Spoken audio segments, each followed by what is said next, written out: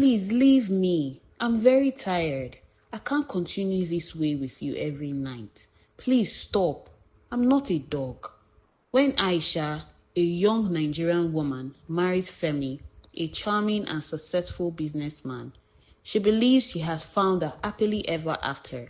But soon after their wedding, she starts noticing strange and unsettling behaviors, late night disappearances, whispered phone calls, and locked doors. As Aisha digs deeper, she uncovers a shocking truth about Femi that puts her life in danger. Now she's left with only one choice: run for her life before it's too late. But escaping won't be easy, and Femi is not a man who lets go easily. Aisha had always dreamed of a love story that felt like a fairy tale, one where the man of her dreams would sweep her off her feet and make her feel like the luckiest woman alive. When she met Femi Adewale, she thought she had found exactly that. Femi wasn't just any man, he was wealthy, confident, and incredibly charming. He carried himself with the grace of someone who had the world at his feet. Women admired him, men respected him, and Aisha, she fell for him instantly. They met at a business seminar in Lagos, where Femi had been the guest speaker. Aisha, a 25-year-old entrepreneur, had attended the event hoping to learn how to expand her small fashion business. She never expected that by the end of the day, she would be exchanging numbers with one of the most influential businessmen in the country. From that moment on, Femi pursued her with intensity, expensive gifts, surprise dinners, late-night calls where he whispered sweet words that sent shivers down her spine. He made her feel like the center of his world. "You're the woman I've been searching for all my life," he told her one night. "I don't want to waste any time. Marry me." Aisha's friends were shocked when she announced her engagement, just 3 months after meeting him. "Aisha, are you sure about this? It's all happening so fast," her best friend Zainab warned. "I know it's fast, but I love him, Z. He treats me like a queen," Zainab sighed. "Just be careful, okay? Sometimes, when something seems too good to be true, it is." Aisha brushed off the warning. She was in love. What could possibly go wrong? Their wedding was a grand affair, held at one of the most prestigious venues in Lagos. The hall glittered with chandeliers, and guests whispered in awe at the sheer luxury and extravagance. As Aisha walked down the aisle in a breathtaking white gown, she locked eyes with Femi, who stood at the altar smiling at her like she was his greatest prize. "I am the luckiest man alive," he whispered as he took her hands. That night, as they checked into a 5-star hotel for their honeymoon, Aisha felt like the happiest woman in the world. She had married the man of her dreams, and their future looked bright. That night was supposed to be special, the start of their life together, a time for love and tenderness. But something felt off. Femi's passion was overwhelming, almost aggressive. Aisha had expected intimacy, but not this level of intensity. His needs seemed endless, and no matter how many times she asked him to slow down, he wouldn't. She told herself it was normal. Maybe he's just excited, she thought. Maybe things would calm down soon, but they didn't. Every night was the same. Femi's relentlessness demands. Aisha barely got any sleep, and the exhaustion was beginning to show. As days turned into weeks, small things started to bother Aisha. Femi was overly controlling. He wanted to know where she was, who she was talking to, and what she was doing at all times. One evening, she told him she wanted to visit Zainab. "Why do you need to see her?" he asked, frowning. "I am your husband now. I should be all you need." Aisha laughed it off, thinking he was just being possessive in a sweet way. But then there were the locked doors in their house, rooms she wasn't allowed to enter. "What's in there, Femi?" she asked once, pointing at one of the doors. He stiffened. "Nothing important, just storage." The way he said it made her shiver. Then There were the mysterious phone calls late at night. Whenever Aisha asked who he was speaking to, he would simply say, business. One night, Aisha finally gathered the confidence to speak up about his endless nightly demands. Femi, I'm exhausted. We need to slow down. I barely get any sleep. For the first time since they got married, his expression darkened. What are you saying? His voice was low, but there was an edge to it that made her uneasy. I just need rest, she said softly. Femi was silent for a while, then he forced a smile. Of course, my love, I understand. But that night, it was even more persistent than before. As Aisha lay awake, staring at the ceiling, a cold realization crept into her mind. She had married a man she didn't truly know, and something was very, very wrong. Aisha's exhaustion deepened with each passing night. Her once glowing skin now looked pale, and the dark circles under her eyes told a story of sleepless nights and silent suffering. She could barely function during the day, and Femi didn't seem to notice or care. At first, she had convinced herself it was normal for newlyweds to have an intense passion, but this was something else. One afternoon, while Femi was at work, Aisha grabbed her handbag and rushed out. She needed to talk to someone, and there was no one better than Zainab. When Zainab opened the door and saw Aisha's tired, sulking eyes, she gasped. Aisha, what's going on? You look terrible. Aisha forced a smile. But as soon as she stepped inside and the door shut behind her, she broke down in tears. Zainab heard her, shocked. Talk to me. What's happening? Between sobs, Aisha poured out everything. The endless nights, Femi's controlling behavior, the locked rooms, the late night calls. When she finished, Zainab was silent for a moment. Then she took a deep breath and said, Aisha, you need to be careful. There's something very wrong with this. But what can I do? He's my husband. Zainab hesitated before asking, have you checked his phone? Aisha frowned. No, I don't even know his password. Then, that's where you should start. Find out what he's hiding. That night, Aisha lay in bed, waiting for Femi to fall asleep. Her heart pounded as she reached for his phone, which was charging beside him. She held her breath as she tapped the screen. It was locked. She tried his birthday. Wrong. She tried her birthday. Wrong. Then she tried their wedding date. It unlocked. Her fingers trembled as she scrolled through his messages.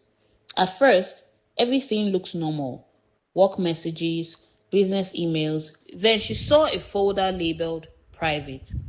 Her stomach clenched. She opened it. What she saw made her blood turn cold. The folder contained dozens of messages and images from different women. Some were begging him to leave them alone, while others were disturbingly explicit. Her breath caught as she read one of the messages. Please, Femi, I can't do this anymore. You are insatiable. You drain me and I can't take it. Just let me go. The reply from Femi sent a chill down her spine. You don't get to leave until I say so. Aisha's hands shook. She scrolled further and saw bank transfers, hotel bookings, flight tickets, all linked to different women. Her heart pounded violently. Who was this man she had married? The next morning, Aisha couldn't hide her distress. Femi noticed immediately. You are quiet today, my love, he said, reaching for her hand, but she pulled away. He frowned. What's wrong? Aisha took a deep breath. Femi, are you seeing other women? His expression changed instantly from concern to something darker. What kind of question is that? He asked, his voice dangerously low. I saw your messages, Aisha whispered, her heart hammering. Femi went still, then smiled a slow, unnerving smile. You went through my phone? Aisha swallowed hard. You lied to me. Femi chuckled and leaned back. Sweetheart, you should know something about me. I take what I want, and when I want something, I don't stop until I have it. Aisha felt a wave of fear over her. She had married a man with a dangerous addiction, and now She needed to escape. For the next few days, she pretended everything was fine, smiled when Femi looked at her, played the role of the perfect wife, but inside, she was panicking. She had to leave, but Femi was always watching. She needed a perfect plan, one that wouldn't get her caught. Her heart raced every time he walked into the room. He monitored her closely, his eyes sharp, his movements calculated. One wrong move and she might never get another chance, so she acted like nothing was wrong. Over the next few days, Aisha planned her escape. She couldn't pack a suitcase, it would be too obvious. Instead, she hid a few clothes in her grocery bag and placed it near the trash outside. She saved small amounts of money in different places, inside an old shoe, tucked in a book, even behind the toilet tank. She didn't know how long she would be on the run, but she had to be ready. Her biggest problem was her phone. Femi controlled everything, including her calls. If she left, he could track her. One evening, she walked up to him, forcing a smile. "Babe, my phone has been acting up. Can I use yours to call my mom?" Femi chuckled. "Why? What's wrong with yours?" Aisha bit her lip. "It keeps freezing. Maybe I need a new one." Femi nodded. "I'll buy you a new phone soon. Just be patient." Aisha's stomach dropped. That meant he would have even more control. She needed a burner phone, fast. That night, Aisha laid beside Femi, her body stiff as a board. He reached for her as he always did, and she let him. Her mind drifted elsewhere. "Just a little longer, Aisha. Just a little longer." When he finally fell asleep, she turned to face the ceiling, her eyes burning with unshed tears. What kind of life was this? A marriage filled with exhaustion, control, and secrets. She had to leave before she lost herself completely. The next morning, Aisha made an excuse to go to the market. Femi didn't suspect anything. As soon as she was out of sight, she rushed to meet Zainab. "I need a phone, a new SIM, cash, anything to help me disappear." Zainab's eyes widened. "Aisha, are you sure about this?" Aisha's voice was firm. "I don't have a choice. I saw messages from other women. He doesn't just use them, he controls them. I'm scared." Zainab didn't hesitate. She handed Aisha a small phone and an envelope with some money. "Take this, but Aisha, be careful. If he finds out," Aisha nodded. "I know. I'll be gone before he realizes anything." That night, Aisha pretended everything was fine. She laughed at his jokes, served his favorite meal, even massaged his shoulders. Femi was in a good mood. Perfect. When he fell asleep, Aisha silently slipped out of bed. She grabbed her purse, took the small bag she had hidden earlier, and tiptoed to the door. Her hands trembled as she turned the doorknob. One step, then another. She held her breath. Almost there then, Aisha. Her blood ran cold. She turned around slowly. Femi was sitting up in bed, staring at her. Aisha's heart pounded like a war drum. Caught. Femi's eyes narrowed as he studied her. His voice was eerily calm. "Where are you going, Aisha?" 1,000 excuses ran through her mind, but she knew better. Lies wouldn't work. Not with him. She clutched her bag tightly. I just needed some air." Femi's lips curved into a smirk. "With a bag?" Aisha swallowed hard. This was it. Femi swung his legs off the bed and stood up slowly. The room felt smaller, tighter. "You're trying to leave me, aren't you?" Aisha didn't answer. What was the point of denying it? His voice hardened. "After everything I've done for you?" She took a cautious step back. She had to be careful. One wrong move and he would trap her again. Femi ran a hand over his head, breathing heavily. "So this is how it ends. After all the love I've given you." Aisha's eyes burned with unshed tears. Love? Was it love to control someone's every move? Was it love to use her body without care for her feelings? No. She squared her shoulders. "Femi, I'm leaving. You can't stop me." His face darkened. "Oh, really?" He moved quickly, reaching for her arm. Aisha jerked back, twisting away just in time. Her mind screamed. "Run!" She dashed toward the door. Femi lunged. His fingers brushed her dress, almost grabbing her. Aisha yanked the door open and bolted into the night. The cold air hit her skin, But she didn't stop. She ran. She could hear Femi's footsteps behind her, getting closer. Aisha's lungs burned, but she pushed forward. One goal, escape. Ahead, she saw the junction. If she could make it there, she could blend into the streets. But Femi was fast, too fast. She heard him shout her name, desperate, furious. Aisha made a split-second decision and darted into a dark alley. She pressed herself against the wall, and her breath shallow. Femi ran past. She waited, counted to 10. Silence. He was gone. Aisha exhaled shakily. She had escaped. For now.